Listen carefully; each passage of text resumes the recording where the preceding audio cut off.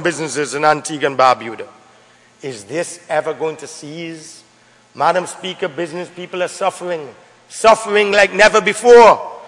The minister has indicated that there will be imposing taxes on allowances and tightening the rules on corporate profit so that the tax yield will be greater. The personal income tax is already yielding $35 million in 2011.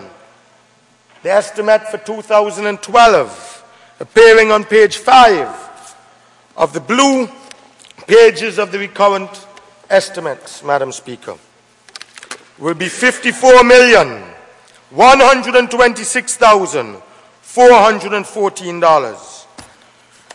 The so-called plug-in of the tax loopholes will cause an increase of more than 50% over 2011.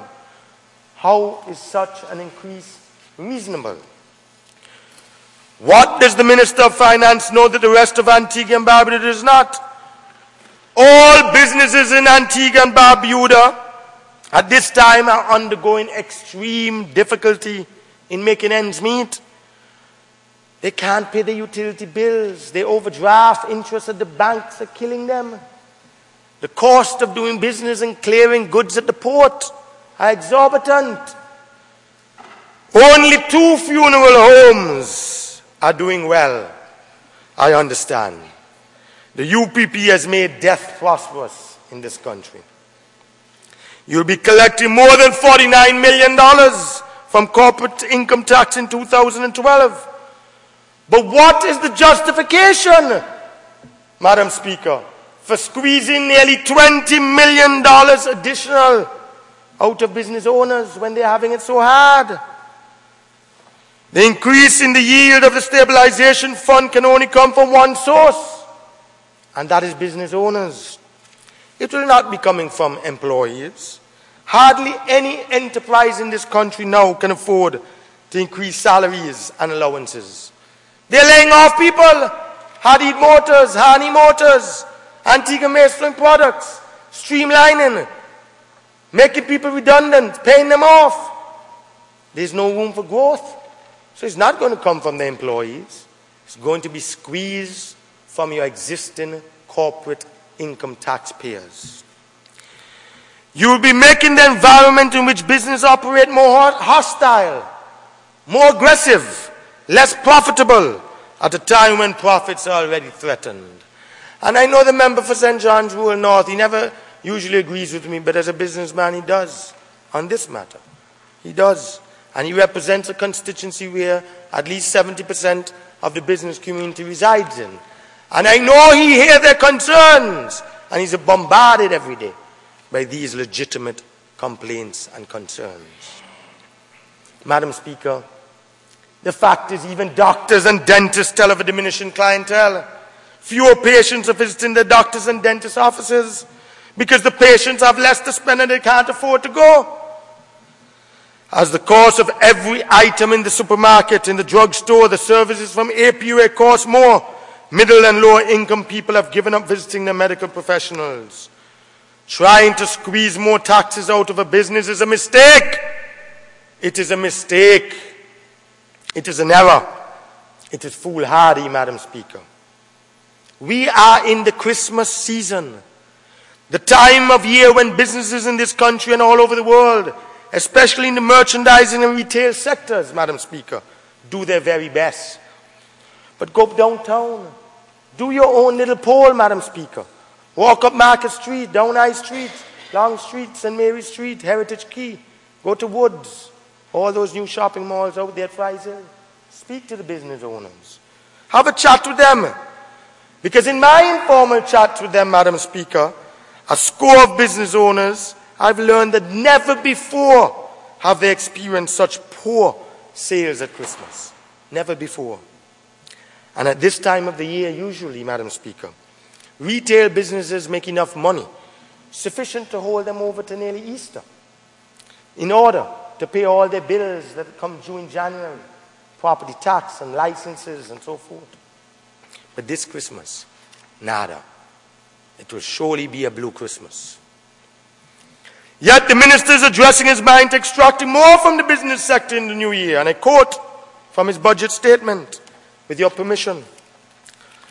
By cutting out extravagance and theft, and with a modicum of compliance, a UPP regime will be able to achieve all of its promises and do even more. End of quote.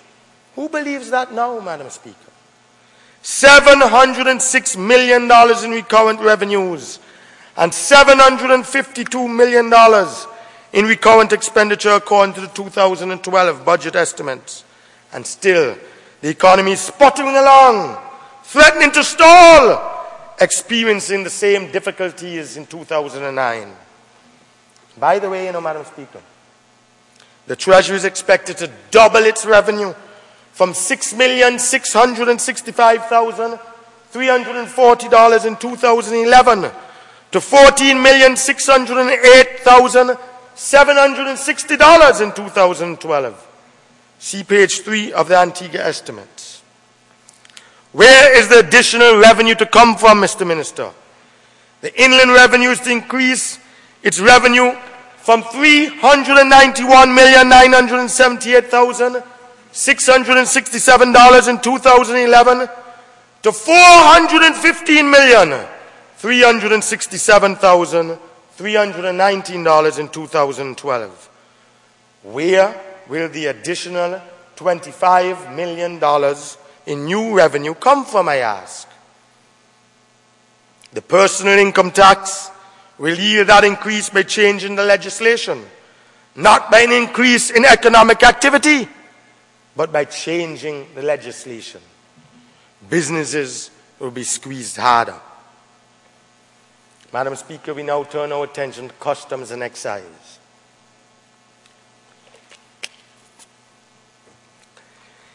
In 2010, customs and excise collected $219,983,307.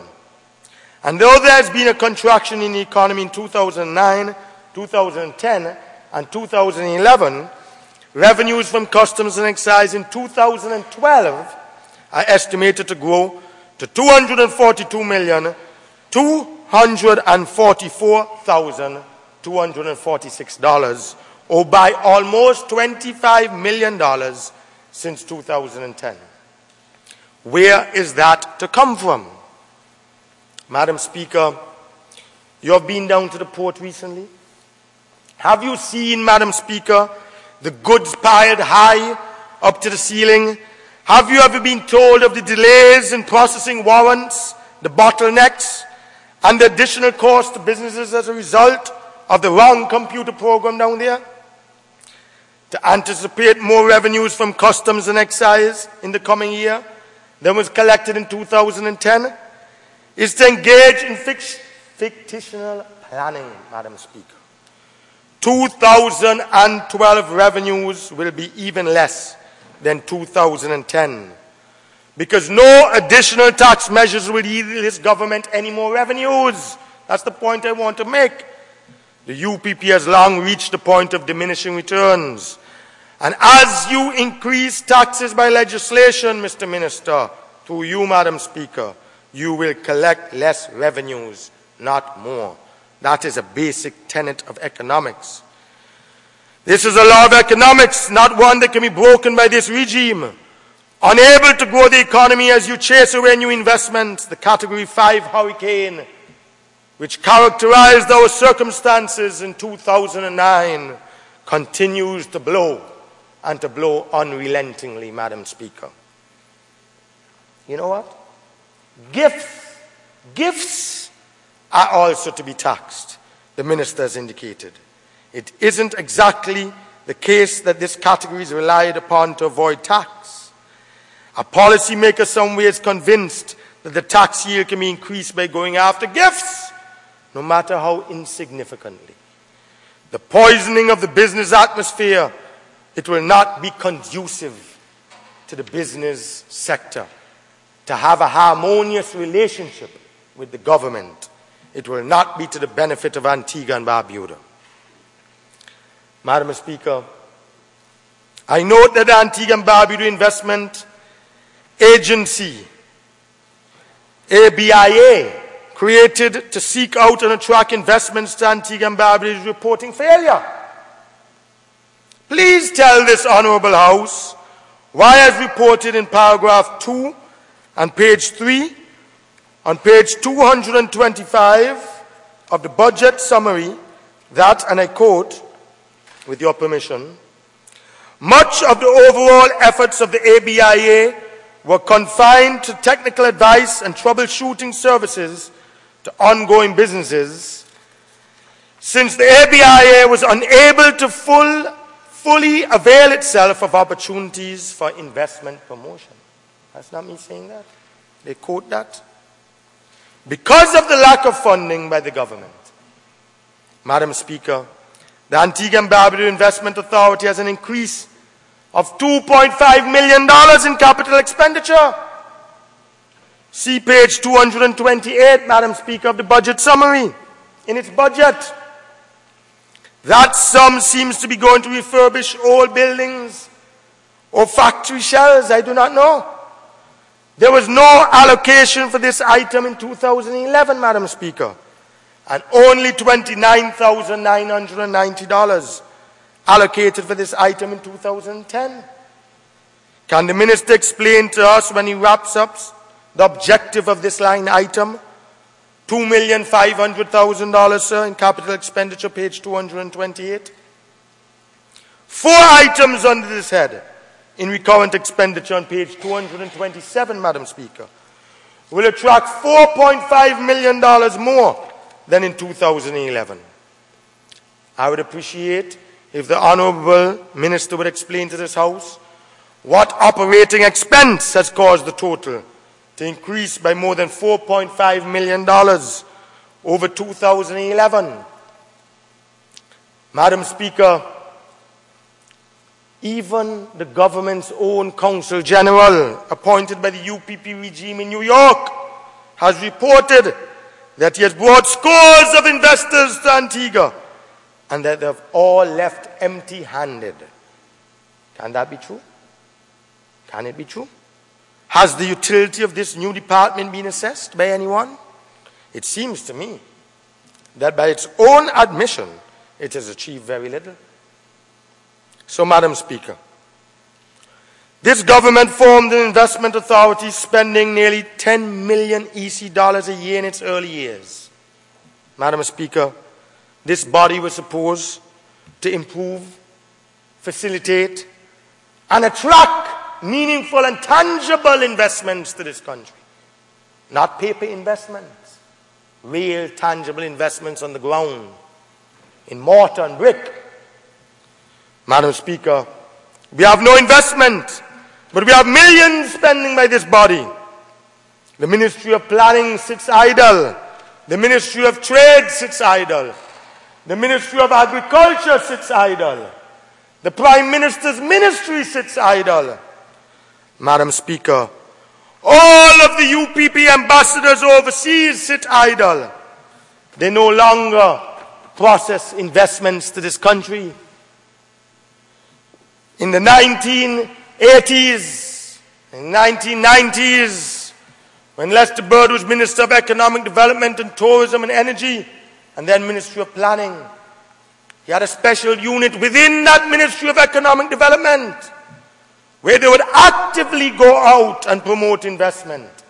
We didn't set up this whole level of bureaucracy that cost the government nearly $10 million a year. The Antigua and Barbuda Investment Authority, and they have not attracted any meaningful, tangible investments to the country. By their own admission, they have failed. Excuse me, please. This new investment authority at great expense is now in charge. As I've said, they've replaced the Ministry of Planning, the Ministry of Trade, the Prime Minister's Ministry, the Ministry of Economic Development and Planning. This body, in its own business plan presented to this own Parliament, seeks to judge itself. To judge itself by proposals it claims that it has processed. They're not judging themselves by tangible results, you know. Madam Speaker, they judge themselves by paper applications that they process. not how many actual investments are on the ground and implemented. They judge themselves by paper